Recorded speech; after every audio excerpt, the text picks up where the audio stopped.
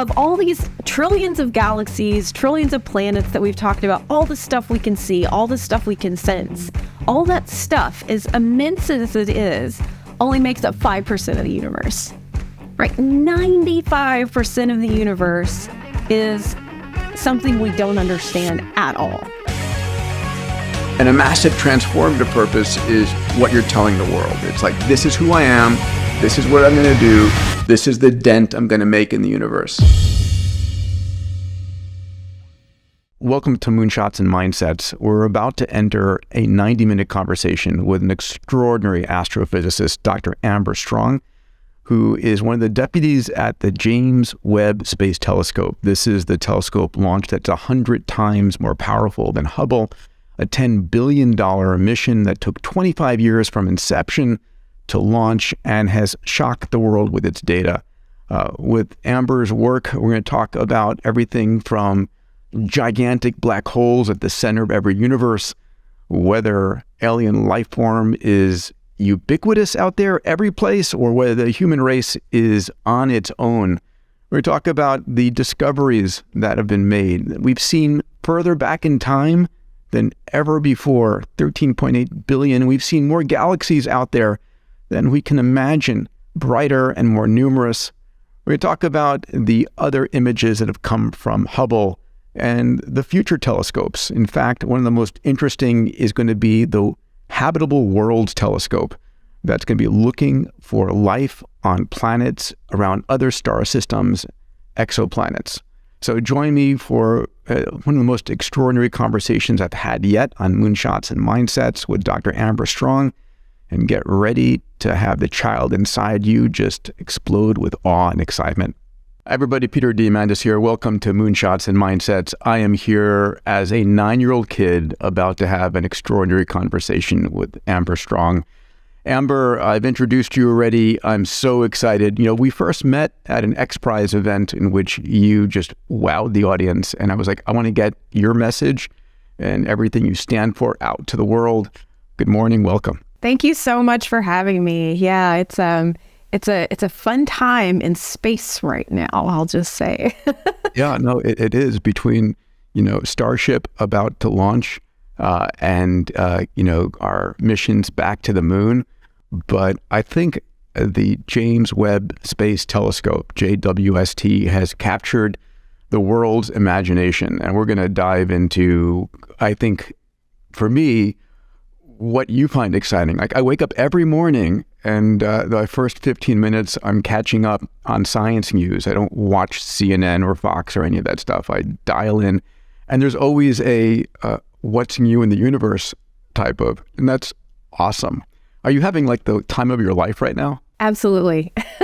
I mean, it's just like you said, there's new images almost daily, new discoveries now that are happening now that us scientists have had time to sort of delve into the images and find out what they're telling us. But yeah, it's one of the things I love most about this mission and about astronomy in general is that it's sort of this bright spot in our lives right now. All good news. Yeah, it's good news, right? And I love it. I love that aspect of it. Yeah, the only thing that would be really a bummer is if, the telescope discovered a black hole heading our way, or if, there's an asteroid about to plummet into the Earth. I mean, I remember someone saying, listen, you're an asteroid coming towards the Earth is a way of God saying, how is your space program doing? That is a fun way to put it. Yeah.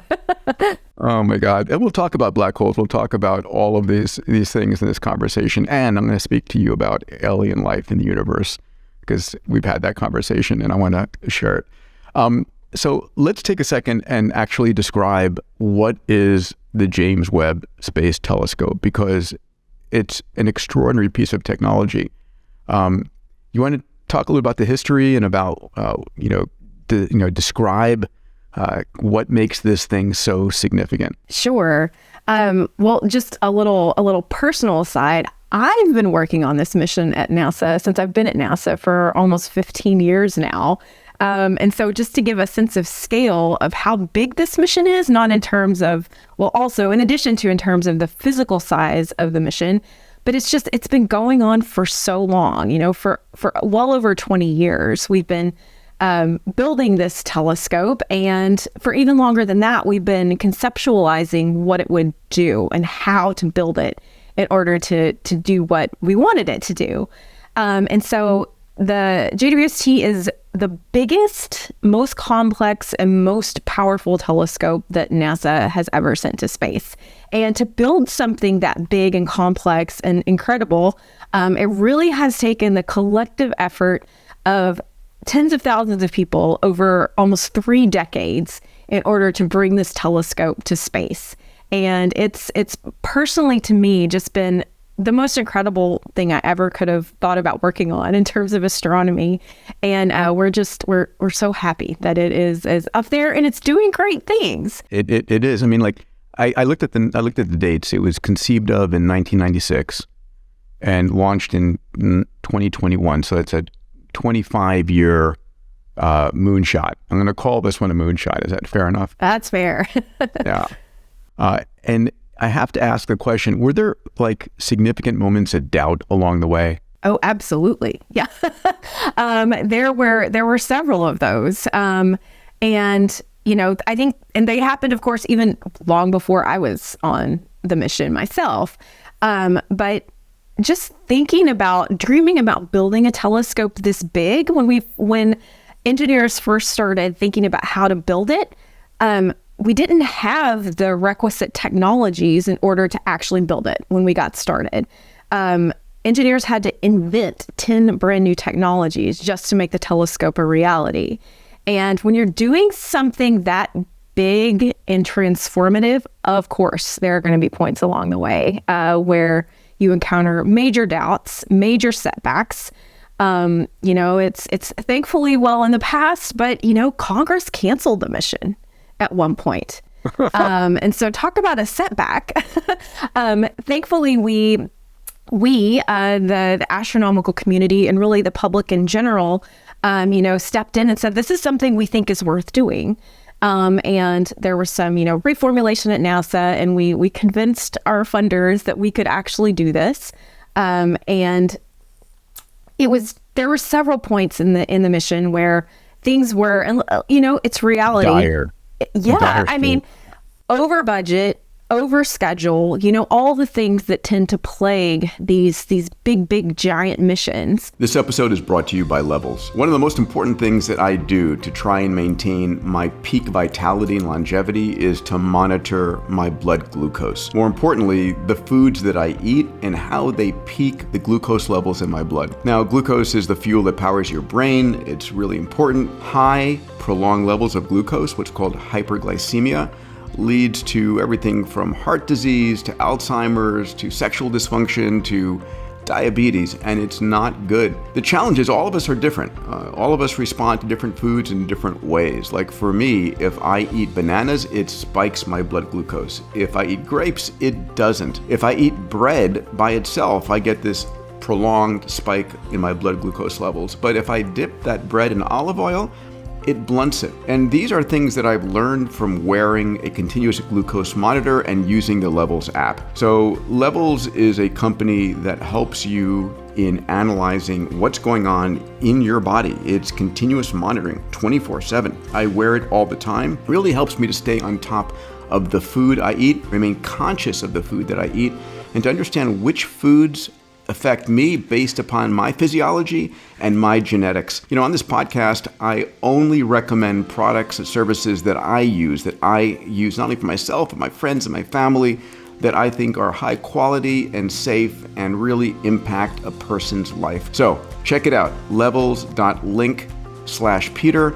We give you 2 additional months of membership, and it's something that I think everyone should be doing. Eventually, this stuff is going to be in your body, on your body, part of our future of medicine. Today, it's a product that I think I'm going to be using for the years ahead and hope you'll consider as well. I want to just point something out here because it's really important because we talk about moonshots a lot on this podcast. And one of the things that you said that is so true about moonshots is the idea that the technology to fulfill what you want to do doesn't exist when you set your objective.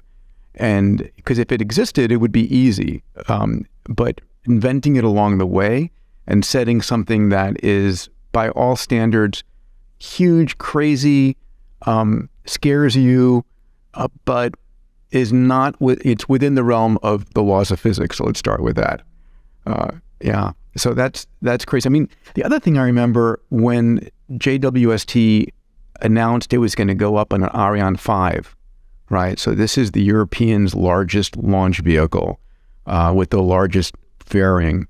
And, Ariane 5 has a good track record, but not a perfect track record. And I mean, just the fear that you had spent 25 years, what's the budget of this program?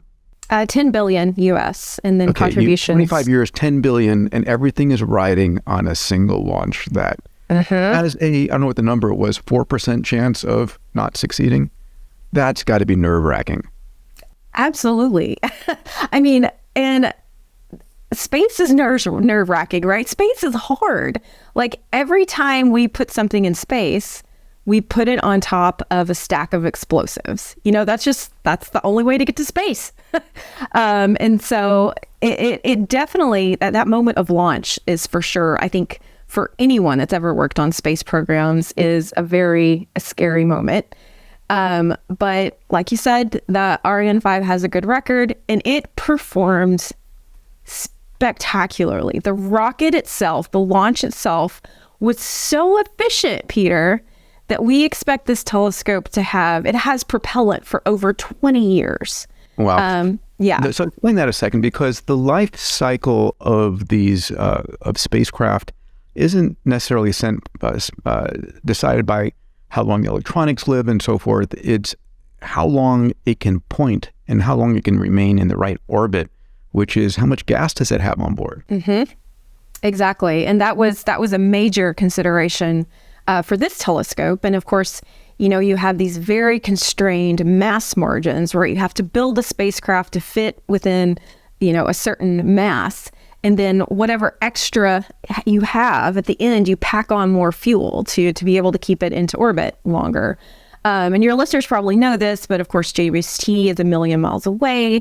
It orbits the sun in line with the Earth. But that's a semi-stable point in space. So it's not like you just put a spacecraft there and it will stick. So we have to use fuel to sort of keep it in that orbit out 1 million miles from space. Let's describe this visually. So sure. The moon is 250,000 miles away. And we're talking about a spacecraft effectively on the other side of the moon by another 4 lengths of the Earth-moon distance. So 1 million miles away. Right. In line between the sun and the Earth in a Lagrange point, yes? Right. Second Lagrange point.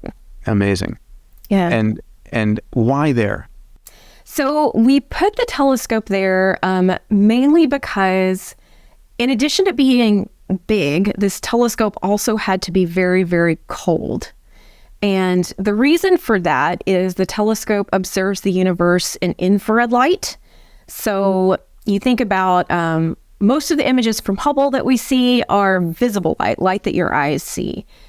In order to do the very transformational astronomy that we had planned for this telescopes, we needed an infrared telescope. And infrared light, you can sort of think of it like heat radiation. And so in order for the telescope and the instruments to be able to take these faint infrared signals, the telescope itself has to be very, very, very cold. That's because if it was warm, it would sort of glow and see itself, essentially. So the telescope has to be cold, and that's one of the reasons we put it out in that part of space. And also being in that part of space means it can observe the universe functionally all the time, except for when it's doing slews, when it's looking to a different place or something like that. So it gives us really good efficiency of observations. You think about Hubble orbits the Earth, so it's only able to observe the universe, half the time, because half the time it's sort of in the sun. And so there's a lot of good reasons to put telescopes in that part of space. And eventually on the dark side of the moon, right? Yes. Eventually, for sure. Yeah. Putting actual telescopes on the moon. Massive for telescopes. Sure. Yeah. Huge telescopes on the other side, the dark side of the moon. One thing, when Hubble went up, and I remember the Hubble launch went up in the payload bay of the space shuttle, and it was a giant, cylindrical telescope, and it basically went up there fully assembled. It had to have its solar panels deploy. But that wasn't the case with JWST, right? It was a piece of origami art. Can you explain that? Because what constrained it, and how complex was its sort of deployment? Because that was epic in itself. Yeah, well, we talked about, the scary moments of launch for most space missions. And launch was not the scariest part of this mission, to be honest. So yeah, the telescope itself is so big. It stands almost 4 stories tall. It has a sun shield that's the size of a tennis court, so it's giant. It's much bigger than any rocket we have to launch it fully deployed. So we had to build the telescope, like you said, as an origami telescope. We folded it up and put it in the rocket for launch, and then it unfolded once it was in space. So this deployment system took about 2 weeks total. There were hundreds of individual deployments to get the telescope completely unfolded. There were over 300 single point failures on this telescope. So if any one of them goes wrong, we're done. So that's the kind of intensity we were all experiencing over these 2 weeks of telescope deployments. It was absolutely pushing the edge of what we can do in an engineering sense. And it was, people used to ask me all the time before launch, like, are you nervous? And of course, you don't ever want to actually say you're nervous, because our engineers have done all this work and we trust that they've done all they can in order to make it work. But oh my goodness. But how do you test everything on the ground in 1 gravity when it's got to work in 0 gravity in extreme temperature ranges? It sounds like, it's what the kind of engineering we can do in the last decade. That's exactly. amazing. Yeah, it's incredible that, I'm a scientist, I'm an astrophysicist, but being able to work at NASA sort of alongside the engineers as they built this telescope, it blows me away what they were able to do to build this telescope, to get it to work. It is so complex, and the deployments happened beautifully. And then after that 2 weeks of deployments, we had another 5.5 months of getting the mirrors aligned, of getting the instruments turned on. So it was a total of 6 months after launch before we actually knew the thing was going to work. And it's absolutely incredible engineering. The telescope overall is working better than we expected across the board. So this has been the appetizer conversation. Now let's jump into the main course here. So it works. Amazing. Congratulations to the entire NASA organization. This is quintessential NASA. As much as I or others may be critical of the organization, here it shines literally and figuratively above every other organization out there. So Amber, what have been the most exciting things that you've seen? So I want to dive into this and see it through your eyes. I'm hearing about all kinds of crazy discoveries and theories that are being predicted or disputed. Let's dive in there. What are you finding exciting here? Yeah, one of the wonderful things about this telescope and about any sort of big observatory is that it's able to do so much. NASA has all kinds of different scales of telescopes, right? We have small telescopes that do one specific thing, and then all the way to this sort of extreme end where we have this observatory that's able to look to the most distant regions of the universe, all the way to our own solar system, to looking at planets in our own solar system and everything in between. And in just this it's really only been operational for about 6 months, which is incredible. In 6 months, we already have, all these amazing images, all this incredible science.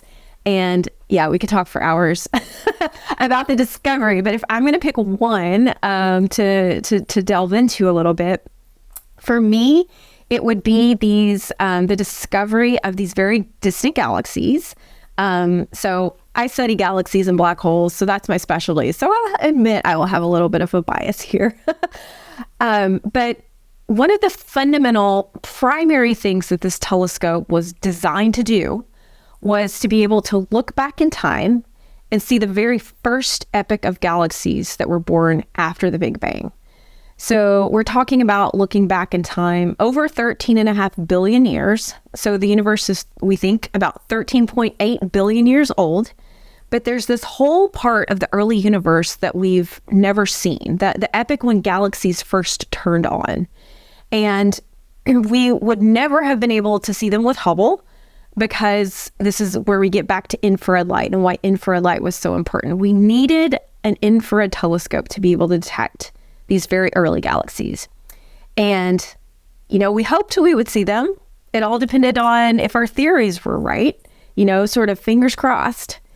And then, just in the very first image, the first deep fields, they're everywhere. And the more that the more data that we take, the more of these deep fields that we're getting, the deeper that we're able to look, it seems like there are more galaxies in that part of space, and that they're brighter and more evolved than any of our theories predict.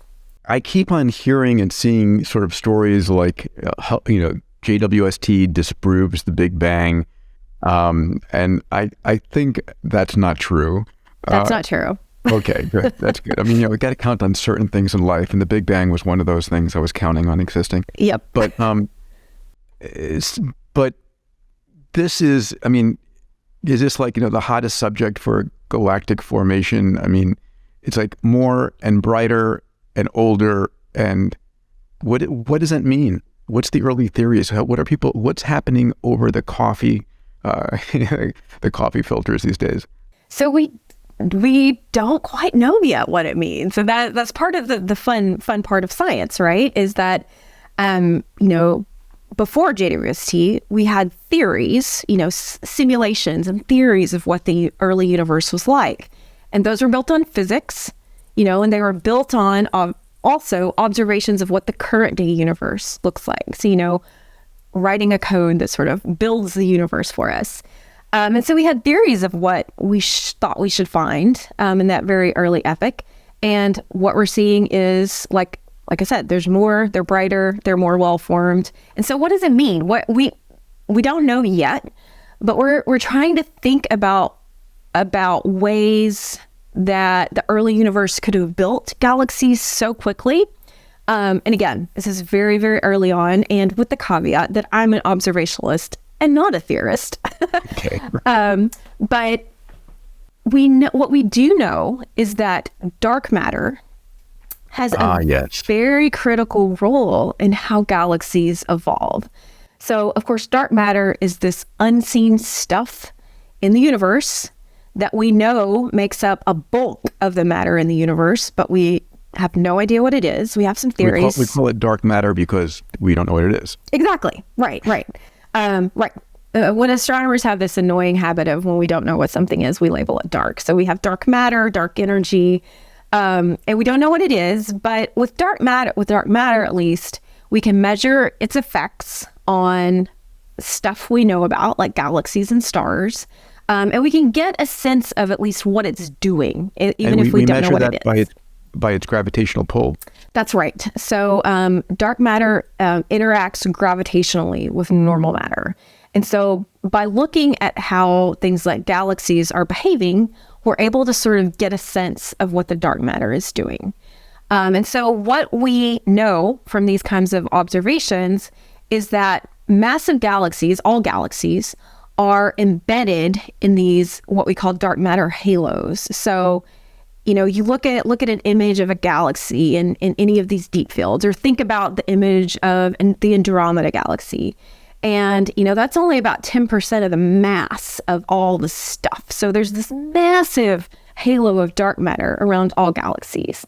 And it's sort of intuitive that if there's that much other stuff, that it must have an effect on how the galaxies themselves are evolving. And we think that those effects might have been even, stronger in the early universe. So That's a long-winded way to say that we don't know yet what's going on and how we're going to have to tweak our theories of the early universe. But the observations they're the reality. They're telling us that something is amiss and we have to figure out what we need to tweak. Let's put some dimensions on this. So you said our galaxy, according to current theories, is 13.8 billion.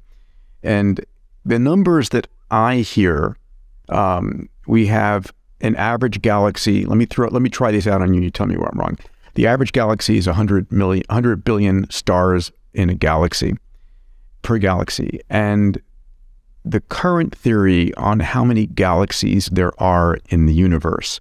And I've heard everything from 200 billion to 20 trillion galaxies. And so what number do you choose for the number of galaxies in our universe?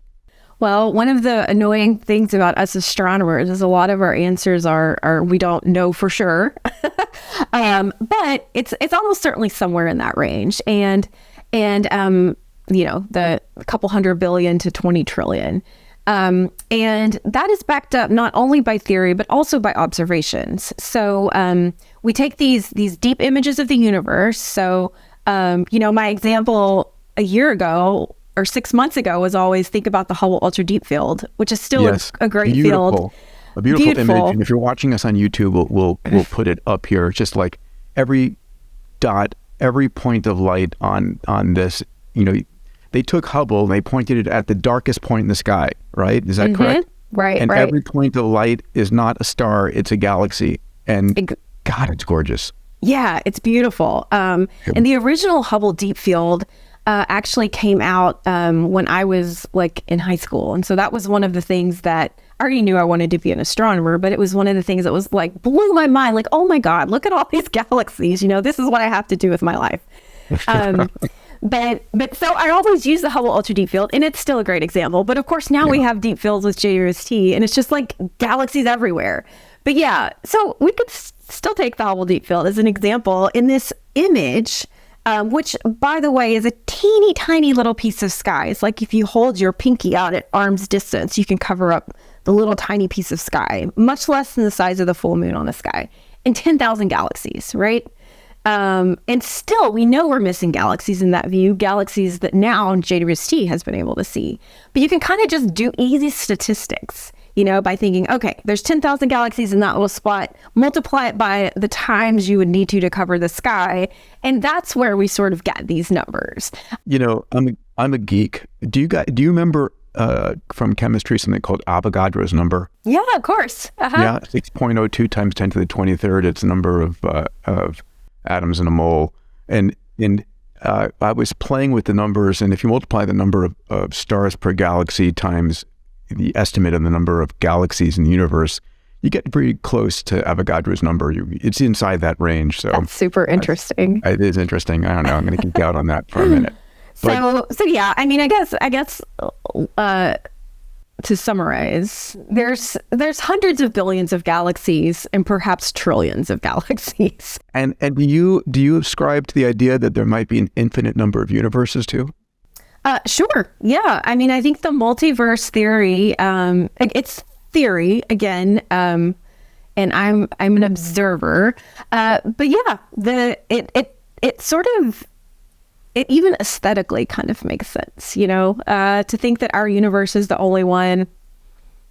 I don't know. It's outside the realm of observational confirmation, at least right now. So that is very much theory.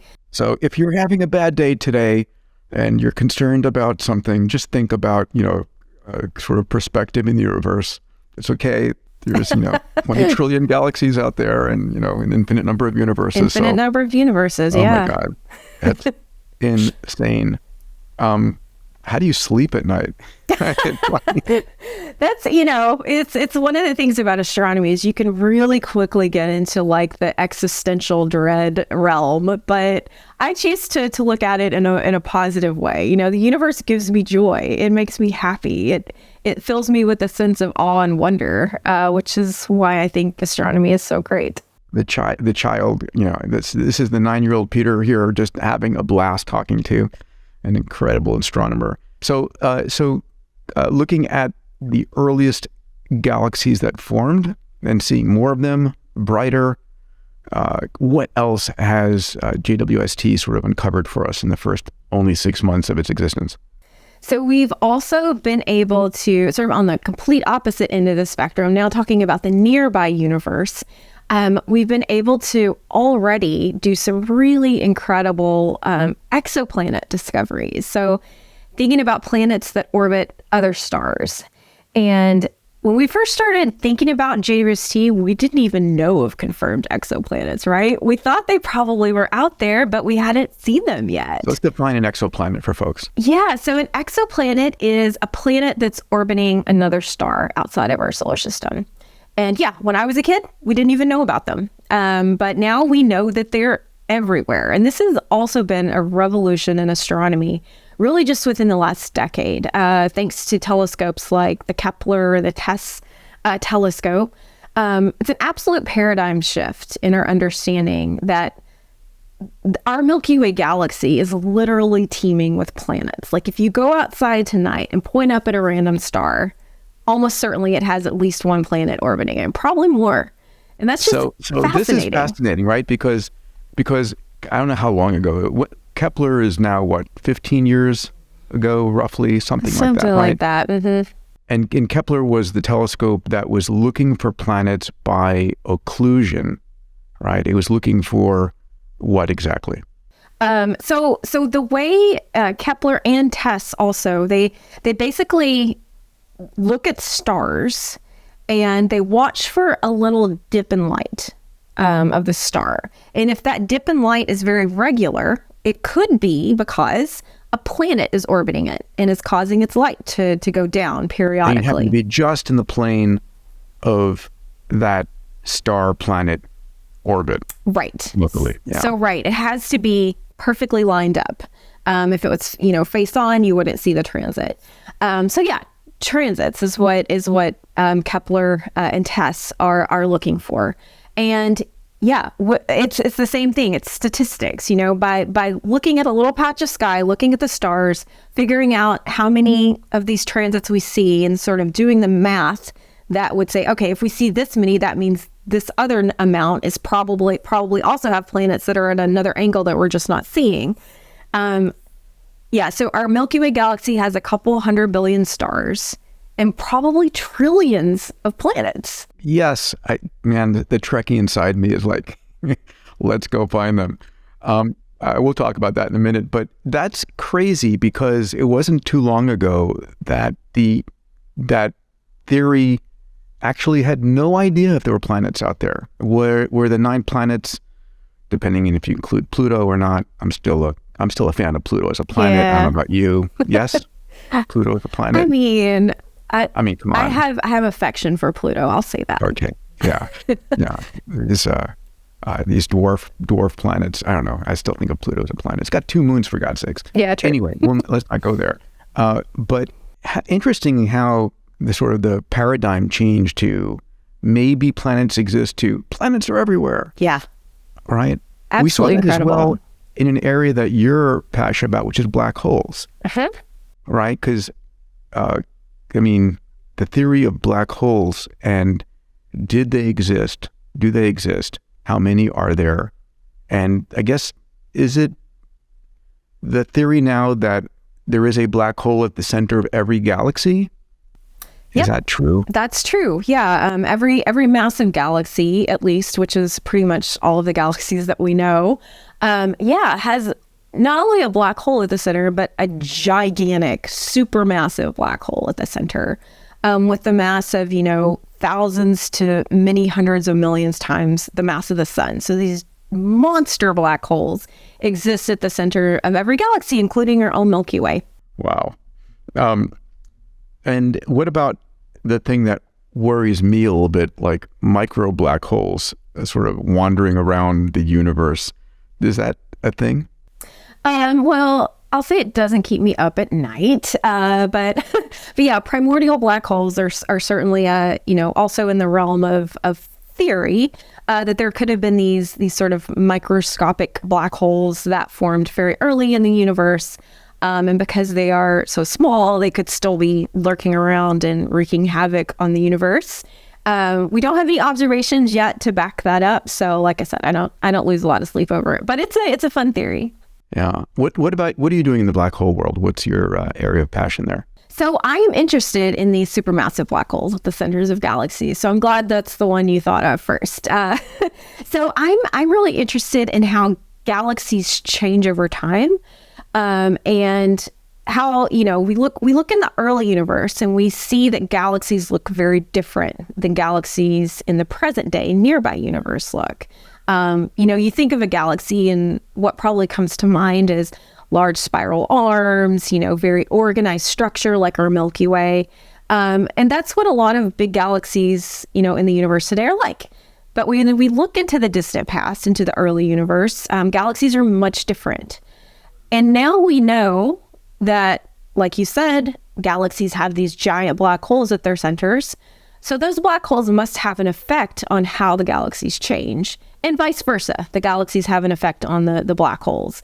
So I'm interested in how those processes play out. Like, how does a galaxy that's actively, that has a black hole at the center that's sort of actively feeding, accreting material, how does that impact how the galaxy grows? How does that impact how the galaxy forms stars? Those kind of processes. And is the James Webb Telescope playing into that?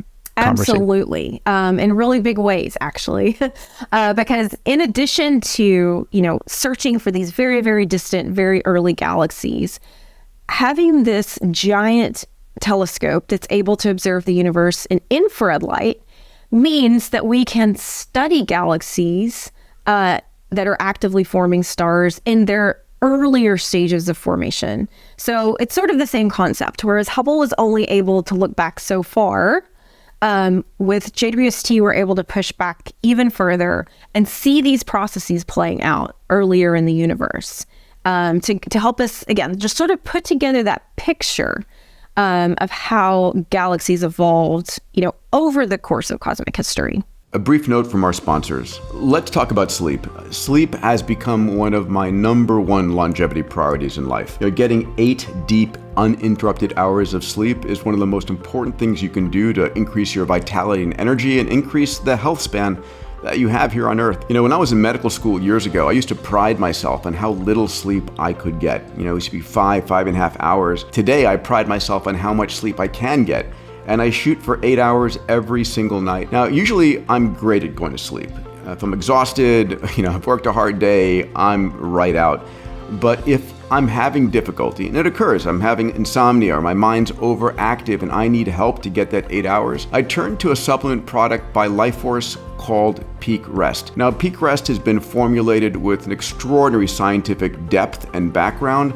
Includes everything from long-lasting melatonin to magnesium to L-glycine to rosemary extract, just to name a few. This product is about creating a sense of rest and really giving you the depth and length of sleep that you need for recovery. It's a product I hope you'll try. It works for me, and I'm sure it will work for you. If you're interested, go to mylifeforce.com/Peter to get a discount from Lifeforce on this product. But you'll also see a whole set of other longevity and vitality related supplements that I use. We'll talk about them some other time. But in terms of sleep, Peak Rest is my go-to supplement. Hope you'll enjoy it. Go to mylifeforce.com/Peter for your discount. So we've talked about finding these early galaxies. We've talked about exoplanets, but we didn't finish on exoplanets. We talked about Kepler and TESS being the mechanism. What have we been seeing with the JWST in terms of exoplanets? Yeah, so like you said, Kepler, TESS, what they do is they sort of watch the stars to find the planets. And by doing that simple analysis, the simple transit, like, oh, there went a planet crossed in front of its star, we're able to do some sort of basic analysis of what that system is like. So the combined mass of the planet and the star, obviously how long the planet takes to orbit. But with JWST, the whole goal is to watch those transits. So watch the planet as it passes in front of the star and then look at the starlight as it filters through the planet's atmosphere. So this is incredibly hard because planets are tiny and the stars are so bright. And a planet's atmosphere is just, you've probably seen the beautiful images of the Earth from the International Space Station, just this little sliver of an atmosphere on the Earth. It's like the skin of an orange, they call it, or skin of an apple, right, on top of it. Exactly. So you can imagine trying to look in detail at starlight as it filters through those atmospheres is really hard to do. But with JWST, we're doing it more easily, quicker, more efficiently, even than we had hoped. So let me ask a couple of questions here. So number one, are we, with Kepler, you couldn't actually visualize the planet. You were just looking at this dip in the intensity of the starlight that gave you a rough size of the orbital. You knew the size of the star, and if you knew how quickly it was orbiting, you could infer the mass of the planet and such. Are we actually visualizing the planet itself with JWST? So mainly what we're doing is taking spectra of the atmosphere. We are able to do direct imaging with JWST with basically a technology that sort of blocks out the light of the star so that you can see the dimmer stuff around it. And so we've released a couple of those images, direct images of exoplanets, but they're just little tiny pixels, not a lot to see. And now when you see the spectra, all right, with the starlight coming through the atmosphere tells us what that atmosphere is made of, right? And what are we looking for when we're looking through that spectra? Right. So that's the critical thing, right? Is that by taking these spectra, we're able to see the fingerprints of the atmosphere. And also, just another great thing about the infrared part of the spectrum is a lot of really interesting molecules lie in that infrared part of the spectrum. So we're talking about things like water vapor and carbon dioxide and methane, those kind of chemicals that could potentially point to a habitable surface. Now, what about oxygen, free oxygen? Because I think that's the holy grail for is there life? That's what I hear, at least. Yeah. So, my exoplanet friends tell me that you really need a certain... By the way, how cool it is to say, I've got exoplanet friends. Yeah, yeah, right. I have some good exoplanet friends. They're doing awesome stuff. But yeah, so you need like very definitive ratios of these different signatures and able to sort of point to a planet and say that got life on it. And we of course don't have that yet. We probably won't get that with JWST. We're probably going to need the next big telescope in order to find that. That being said, the telescope is doing awesome things. And we found the first definitive detection of carbon dioxide in an exoplanet, which is incredible. And so, while I don't think we're going to be able to definitively find life with this telescope, it's definitely our next big step in that huge epic journey of searching for life in the universe. Yeah. Okay. I'm going to go there. So, I think if there's like one thing that will define a generation is its discovery of life in the universe, definitive life that's not, sitting here on planet Earth. And that could come from Mars or some of the moons of Jupiter or Saturn, or it could come from one of these advanced telescope discoveries. But I remember asking you this question, and I'll ask it to you again. You have two options on this quiz. One, we are the first. Earth is unique, intelligent life. We're precious. We need to protect it. Option number two, life in the universe is ubiquitous. What do you think? I think it's ubiquitous. Yeah, I still think we need to protect the planet and protect. No question. Okay, I'm still, happy to be a human living on planet Earth, but I do think life in the universe is ubiquitous. It's interesting when I don't know if we had this conversation, I was thinking about how much life could there be? So if we stick with the 13.8 billion years of this universe, and then you ask, like, what is the heaviest element that is required for the human body? I think it's like iodine.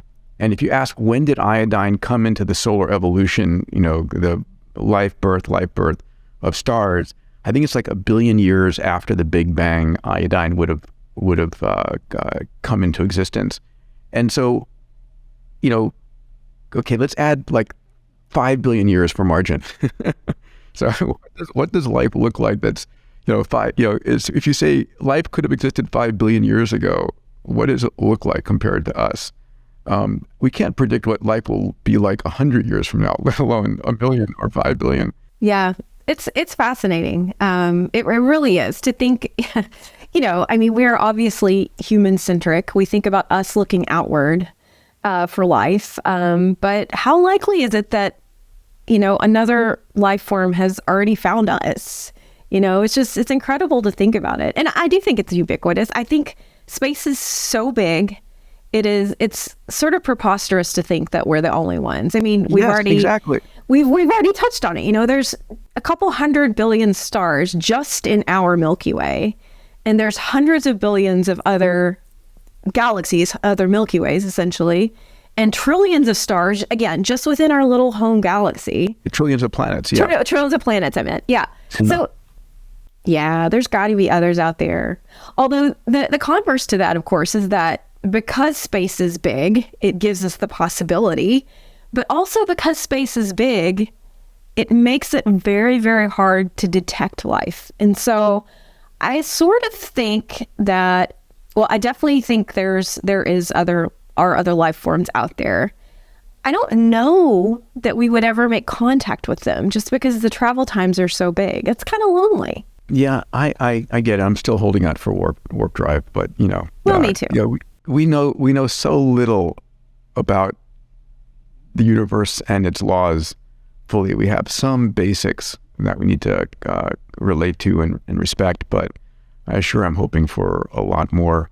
And as quantum technologies come online and we start, and AI comes online even greater, I'm hoping we'll have some interesting discoveries there. I saw an article recently that said, because we're discovering the size of in the early galaxies, and because of the rate at which the universe is expanding, even if we were able to travel the speed of light, we still couldn't ever get to 80% of the stars out there in the universe or something like that. I found that fascinating. Yeah, that idea is really incredible. And yeah, just thinking about, of course, the universe is accelerating in its expansion, or it's going faster and faster all the time.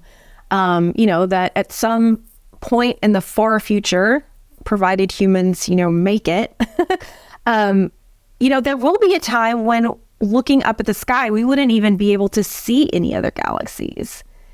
So think about those future humans, because space will have accelerated so much that the sort of horizon distance, the distance to which you can see, basically precludes there being any other galaxies in your sky.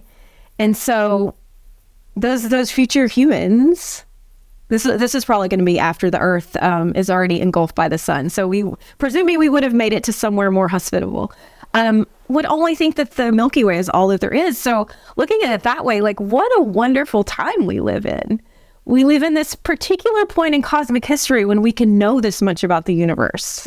The anthropomorphic model, or is our myopic human-centric point of view that has dominated a lot of astronomy over the ages, right? Like the Earth's the center of the universe. And then not long ago, I think it's true that we believed there was only a single galaxy, that the Milky Way was all there was. Isn't that correct?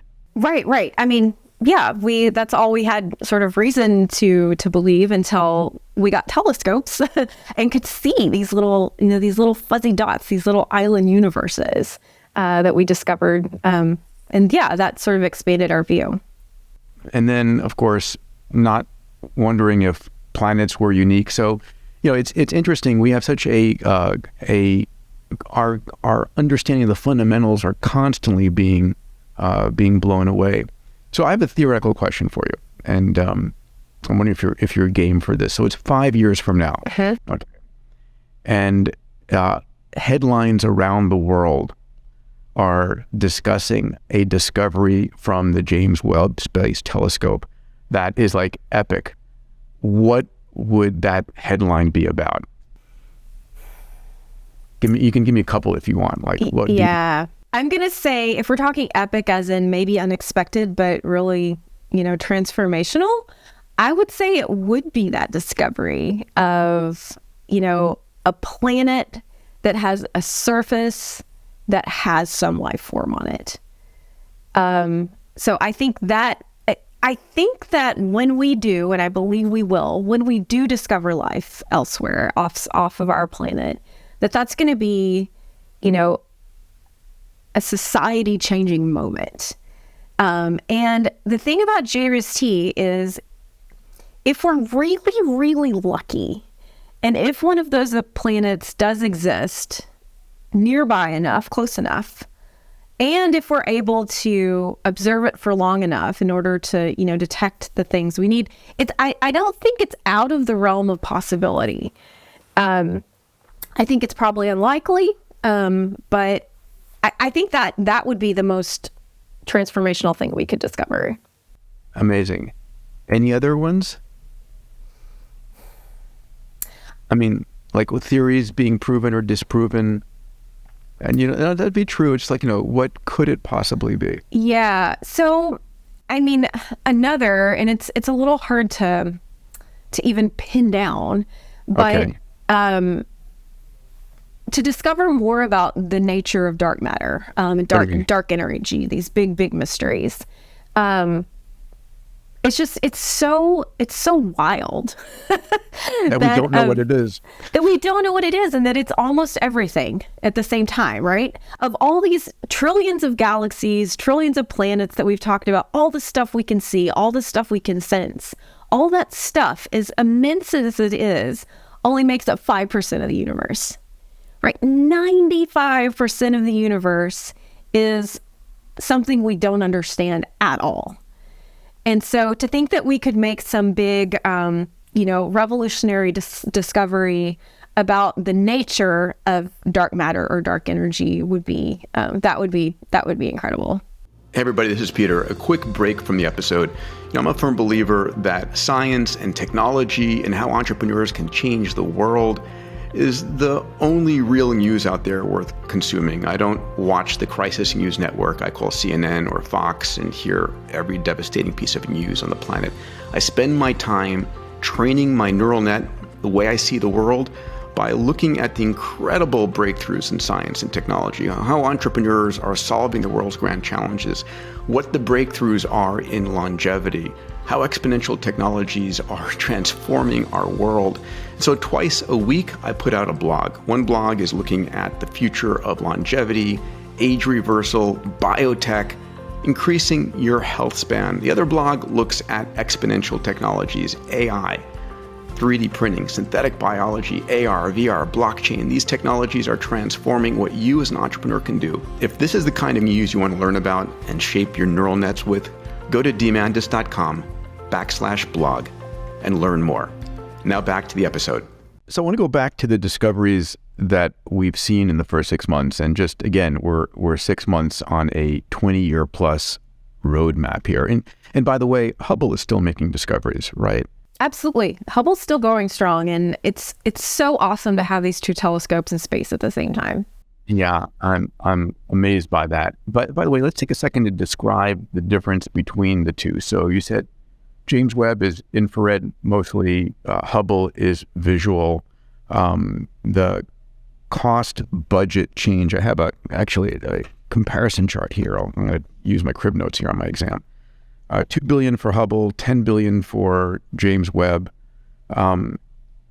Size-wise, I mean, probably, can you give me a sense of magnification difference?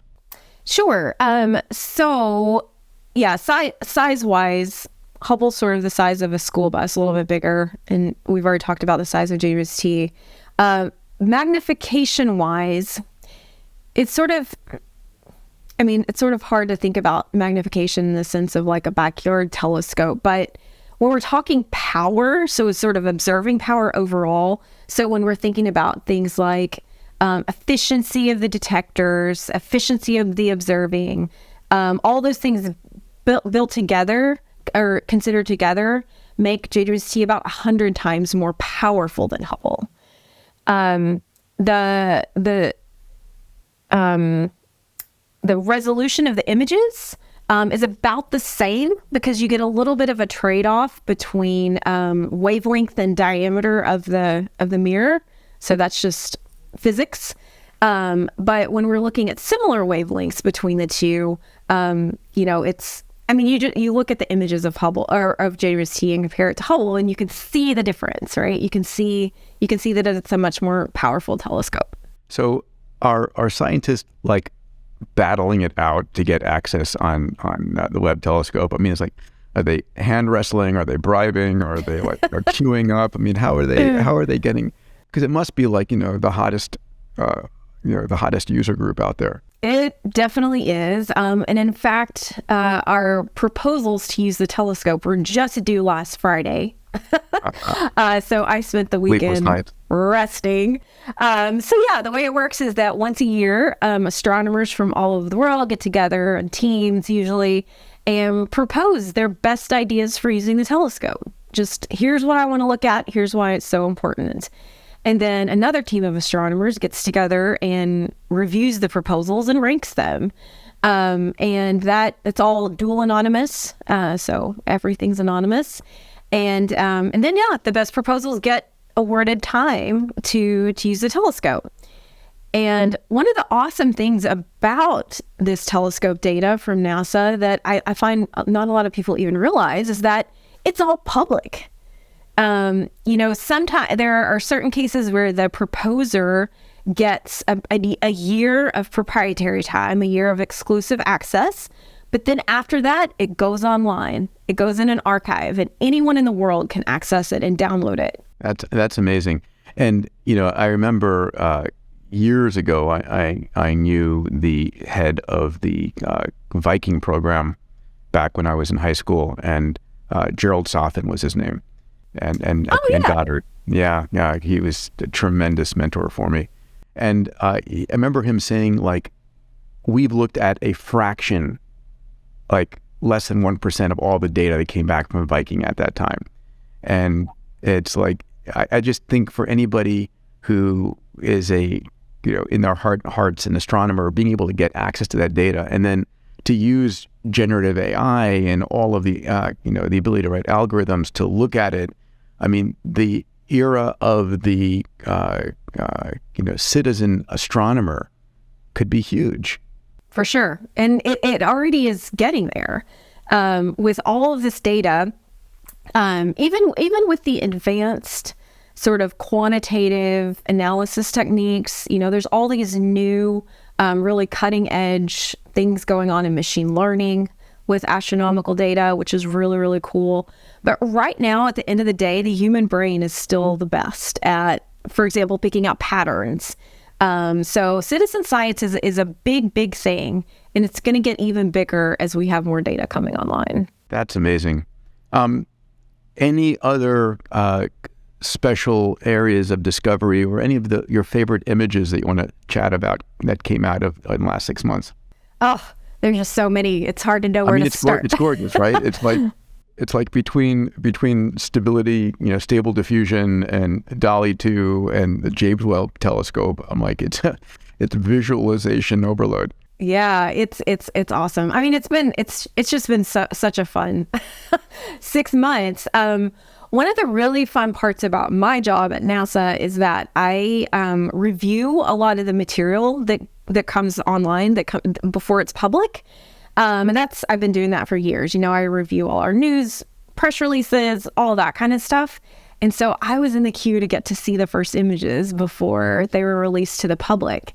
And I kid you not, I mean, they brought tears to my eyes.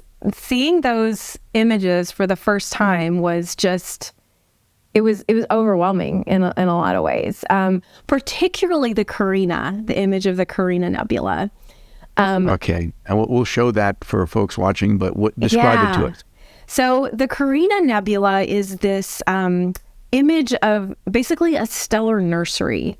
So it's a region within our own Milky Way galaxy. I think it's about 7,600 light years away, so that's quote unquote nearby. But it's this place that's just teeming with star formation. And in the image, we're seeing newborn stars. We're seeing hundreds of stars in this image for the very first time.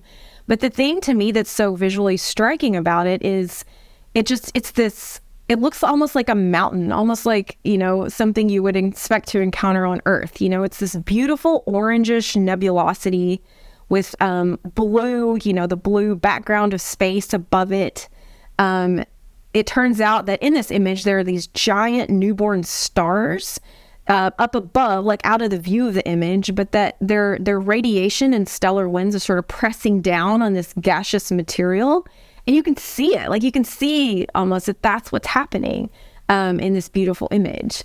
And it's so stunningly beautiful. It's probably still my favorite. It's like my background on all my computers and on my phone and all that. It's wonderful. Want to pick one more favorite? Oh, yeah, sure. There are so many. Thousands, I know. The deep fields. Yeah. The first image that we released, that President Biden released, I got to go to the White House for that event. It was so awesome. But that first image of that galaxy cluster is just, aside from the sheer beauty of it, it was such an awesome demonstration of just how incredible this telescope is, because you can see the depth of the image. You can see, again, it's a deep field type image. There's a galaxy cluster in the center. So all of the sort of light white looking galaxies you see at the center are nearer. And then you see the thousands of galaxies in the background. And then you see these little wisps, these little sort of wispy, elongated structures kind of around the edges of the image. And what those are actually direct evidence of dark matter. Because what's happening in this particular image, this was the S-Max cluster. In the center, you've got a galaxy cluster, and a galaxy cluster is exactly what it sounds like. It's where a bunch of galaxies are packed together pretty tightly in space. It's like a galactic city in space. And we know, again, that there's dark matter surrounding all of these galaxies in this huge galaxy cluster. And the combined mass of that dark matter is causing galaxies from the background to be magnified and stretched out. So the dark matter is acting as a giant cosmic lens, just like if, you took a wine glass and you look through it and it stretches the light that's coming through it. Same thing's happening in space. It's the exact same physics. And so it's just like this one snapshot encapsulates all these awesome things about the universe, these distant galaxies, and the fact that there's dark matter, and the fact that dark matter behaves in a way that we can understand. And it's just beautiful. It's just so pretty. One of the things I love is that we pointed the JWST at things that we pointed Hubble at before, and all of a sudden you see it with renewed levels of detail, right? Like there was one, the Southern Ring Nebula, that all of a sudden comes into brilliant life in the infrared spectrum with that resolution. Or it was looking at one of Titan's moons and seeing cloud layers in the atmosphere. So that's pretty amazing.